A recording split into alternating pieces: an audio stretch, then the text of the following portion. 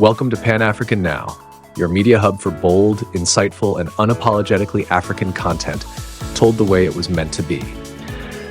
Since Captain Ibrahim Traoré seized the reins of power in Ouagadougou on September 30th, 2022, Burkina Faso has been on a whirlwind trajectory of reform, realignment, and resolute economic ambition.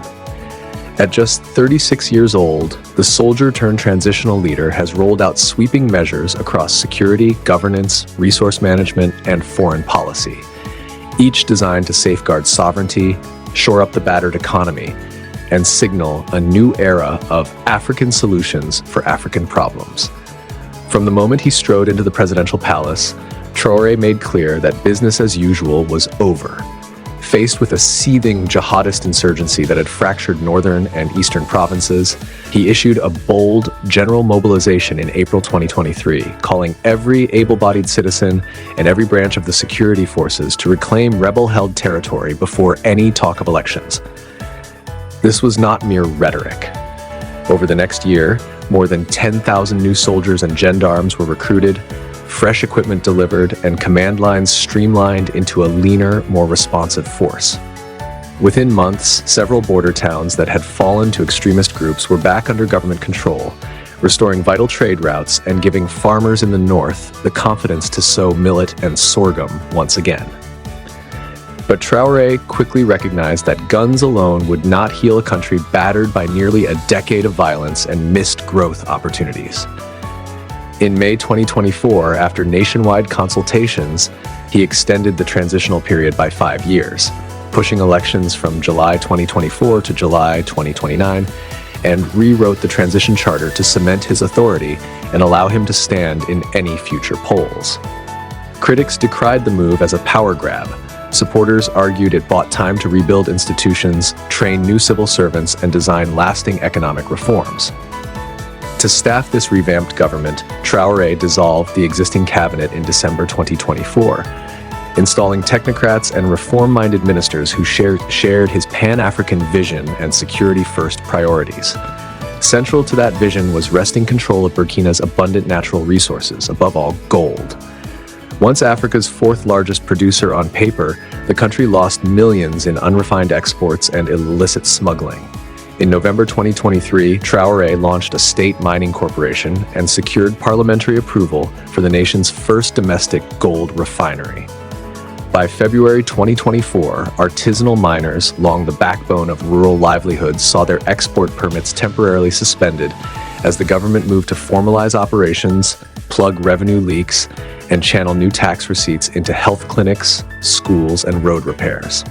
Early data suggests the strategy is paying off. Gold exports rose by 18% in the first half of 2024 compared with the previous year, and government mining revenues jumped by nearly 25%, financing a 12% expansion in the 2024 budget for infrastructure and social services. Traoré's economic pivot did not stop at minerals.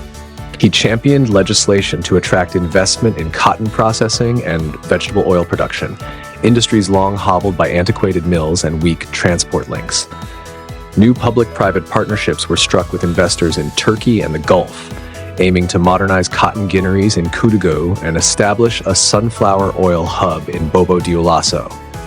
These projects, still in their early stages, promise to generate thousands of factory jobs and reduce Burkina's €200 million annual import bill for edible oils. On the diplomatic front, Traoré's tenure has been marked by a dramatic break with the West and a strategic embrace of alternative partners. In February 2023, he ordered all French troops to leave, accusing Paris of neo-colonial interference. Within months, he and his counterparts in Mali and Niger founded the Alliance of Sahel States, an axis that has since welcomed Russian private military contractors and reopened Moscow's embassy in Ouagadougou. At the United Nations General Assembly in September 2024, Traoré delivered a fiery speech denouncing foreign double standards and promising a Pan-African renaissance under African leadership. Though Western donors have frozen portions of their aid budgets, private grantors in the Gulf have stepped in with infrastructure loans, and Burkina Faso's foreign exchange reserves have stabilized after a precipitous fall in early 2023. Still, few dispute that the country's macroeconomic picture has improved since late 2022. Growth forecasts from the West African Development Bank project 5.4% GDP expansion for 2025, nearly double the regional average, driven by mining, agriculture, and nascent manufacturing. Inflation, which peaked at 15% in mid-2023, has fallen to around 8% as imported food costs stabilize, and the CFA franc remains anchored to the euro. On the streets of Ouagadougou and Bobo-Dioulasso, new construction cranes dot the skyline, and government-sponsored microcredit schemes are empowering women entrepreneurs to open salons, bakeries, and ride-hailing services. Perhaps the most remarkable aspect of Traoré's tenure is the sense of ownership he has galvanized among ordinary Burkinabe. Soldiers recount nightly village patrols joined by school teachers. Farmers describe meetings where local chiefs map out security perimeters alongside gendarmes, and traders speak of municipal councils that now allocate tax revenues for street lighting and waste collection rather than lining elite pockets. Whether these nascent democratic impulses will outlast the transition remains to be seen. But for now, a critical mass of citizens say they feel for the first time in years that the state has their back. As Burkina Faso stands at this crossroads, its gold refinery humming, its farms yielding record harvests, and its borders more secure, the world watches with a mix of hope and skepticism. Captain Traoré's gamble on sovereignty, security, and economic self-reliance is rewriting the Sahel's playbook. If stability continues and the coffers keep filling, his model could inspire a new generation of African leaders.